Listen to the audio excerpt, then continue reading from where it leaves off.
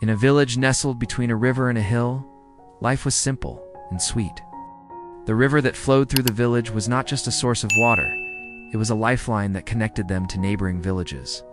But as seasons turned into years, the wooden bridge that spanned the river started to look worse for wear.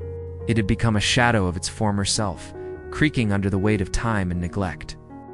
One fateful day, the bridge gave way, plunging a traveler into the icy water below. Villagers on both sides of the river watched in dismay as the bridge, unable to bear the weight of the river's relentless flow, collapsed into pieces. Soon, angry shouts echoed across the water. "They should fix it," shouted the villagers on one side, blaming those on the other. "No, it's their responsibility," shouted the other side, refusing to take the blame. Days turned into months, and months into years. The once close-knit communities, now divided by the broken bridge, started to grow further apart. People who once shared stories and traded goods across the river now had to walk for hours to find another way around. Old friendships faded, and with them the lively chatter that once filled the air. Businesses suffered, and the river, once a symbol of unity, became a bitter reminder of their division. But one day, a young carpenter from the first village had enough. He was tired of hearing people complain and do nothing. So he did something that no one else had done before.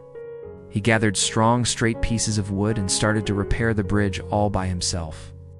At first, people from both sides watched him, some in amusement, some in disdain. "Why waste your time?" he said. "They won't help you." But the young man didn't listen. He kept working day after day, his hammer ringing out like a hopeful song amidst the din of the river.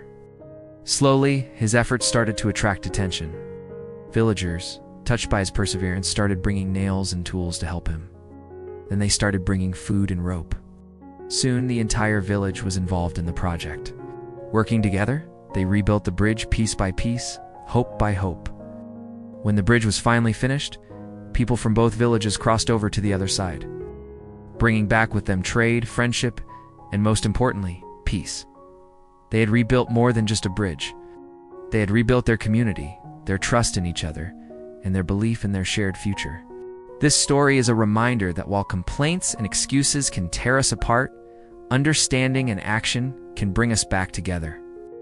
It takes just one person to start, to show the way, and others will follow.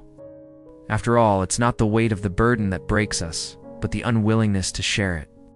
Once upon a time, a group of young professionals who had graduated from the same university decided to pay a surprise visit to their old professor. They found him in his office, looking as energetic as ever.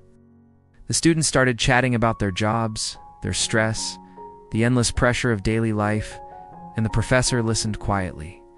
After a while, he got up and went to the kitchen. He returned with a large pot of coffee and many cups. Some were fine porcelain, others glass, some plastic, and a few were plain and chipped. He invited his students to pour coffee for themselves. They all reached for the most expensive-looking cups, laughing and joking about how they had changed. The professor smiled and said nothing. When everyone had a cup in hand, he continued, "You see, all of you reached for the finest cups. But the cup itself does not change the quality of the coffee. It is only a container. What you truly wanted was the coffee, not the cup. You still compared, choosing the best cup and worrying about what others held." The students sat in silence as the professor continued, "Life is the coffee. Jobs, money, and status are only the cups. They are tools to hold life, but they do not define its value.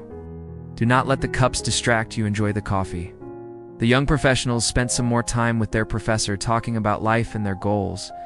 Then they took their leave, each holding a different cup. They realized that their old professor was right. Their journey through life had made them focus on the wrong things. They'd become so caught up in their careers and the need to succeed that they had forgotten to simply enjoy the ride. As they went about their days, they couldn't help but think about the coffee and the cups. They knew that their professor wasn't just a wise man, but a great one. He had a way of teaching life lessons without making it feel like a lesson. From that day on, they made a conscious effort to be more present in their lives. They started to appreciate the little things and to enjoy the coffee without worrying about the cup. And that's all for today.